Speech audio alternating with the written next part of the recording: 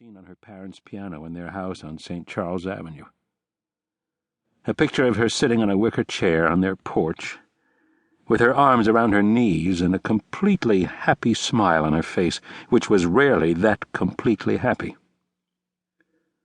The sunlight was in her hair, shining also in the whites of her eyes, the moisture of her teeth, the little gold chain around her neck.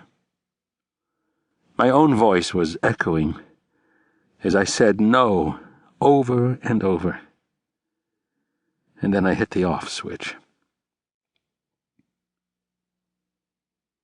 I left the apartment without closing the door behind me and without a coat.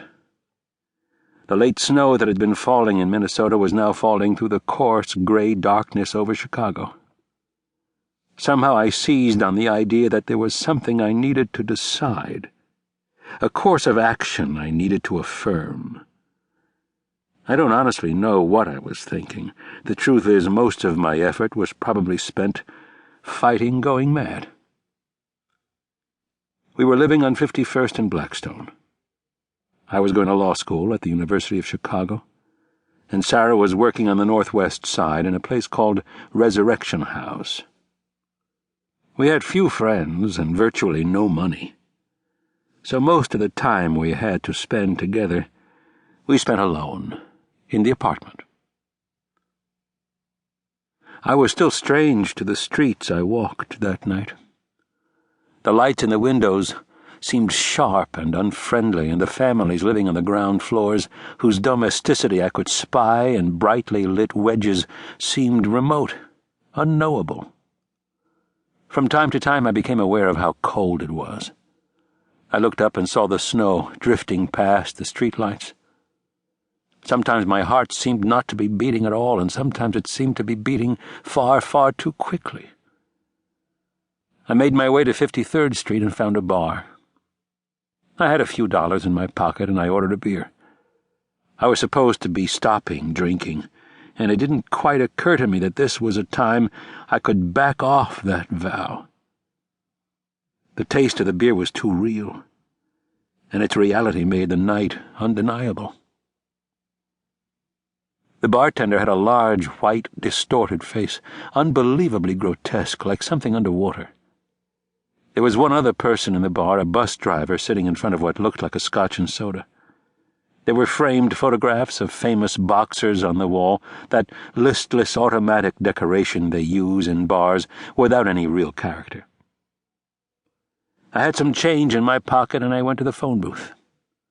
I was wet, shaking. I dropped the dime in and dialed our apartment, and listened to the ringing.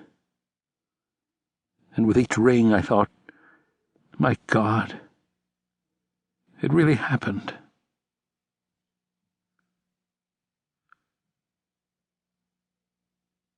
Sarah and Guidall had been in the front seat, and they were instantly dead.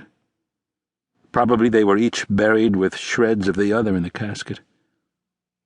Francisco Higgins had been in the back seat lying down. They took what was left of him to the hospital, where he died 2 days later. By this time I was in Minneapolis, too, and I visited his hospital room.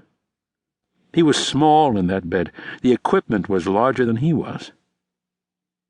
It was a cheerful room, Nordic and up-to-date, with little humanizing touches that were coming into vogue, warm colors on the wall, a child's crayon drawing framed, an orthopedically designed chair for visits. I really didn't know Higgins. I'd met him only once at dinner with Sarah and a few of the others the night before the trip to Minnesota. I'd liked him that evening. He was a sort of Chilean government in exile, but he had a way of not taking it so awfully seriously, or at least not rubbing your nose in the seriousness of it.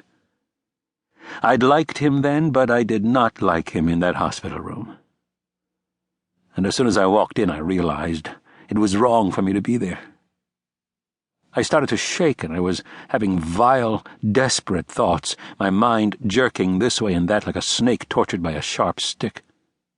He had clearly been the object of the attack. His wife was a secondary target, and Sarah had just happened to be along for the ride. He'd been deliberately attacked, but in a sense, Sarah's death had been accidental.